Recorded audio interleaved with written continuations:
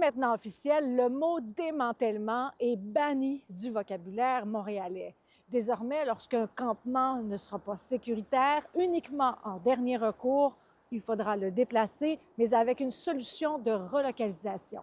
Puis pas désincarner de leur quartier aussi. C'est pas parce que tu habites dans une tente que tu n'as pas une identité à ton quartier. Notre objectif est clair, intervenir avec humanité, relocaliser les personnes dans la dignité. Pour faire son annonce, la mairesse de Montréal était en compagnie de la mairesse de Longueuil, Catherine Fournier, où là-bas, on a élaboré un protocole déjà depuis 2 ans. On a déterminé, par exemple, qu'un campement ne peut pas s'ériger à moins de 250 mètres d'une école ou encore d'un CPE, qu'il y aura aussi un maximum de 5 tentes par terrain. On ne veut pas avoir des campements dans une cour de CPE ou dans une cour de terrain pour enfants. Il y a des limites. Ce genre de mesures n'existe pas dans le protocole montréalais parce que ce seront aux arrondissements de déterminer des zones de tolérance. Moi, j'ai 19 arrondissements. J'ai des terrains, par exemple, à la rue Notre-Dame, qui n'appartiennent pas à la ville, qui appartiennent au MTQ. Donc, il y a un travail de collaboration, de travail à faire avec qui est responsable, justement, d'assurer, mettons, la propreté. Si on prend l'exemple de Notre-Dame. La Ville de Montréal va aussi mettre en place un tableau de bord en s'inspirant de l'exemple de Longueuil qui a, quant à elle, cartographié les campements sur son territoire.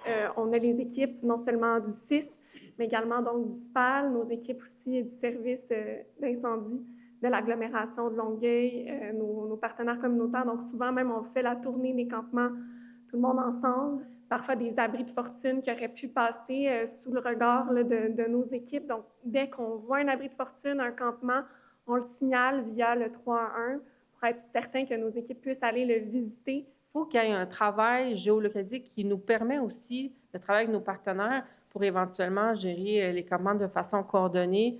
On va aussi créer ce que l'on appelle le 20e arrondissement, un lieu de consultation pour les gens qui vivent dans les campements.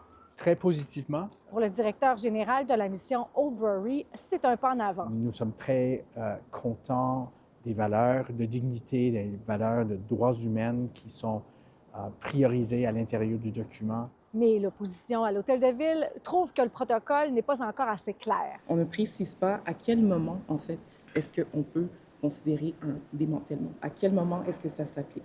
Auriez-vous voulu avoir des règles un peu comme à Longueuil, 250 mètres des écoles, 5 tentes par terrain, des règles comme ça à Montréal?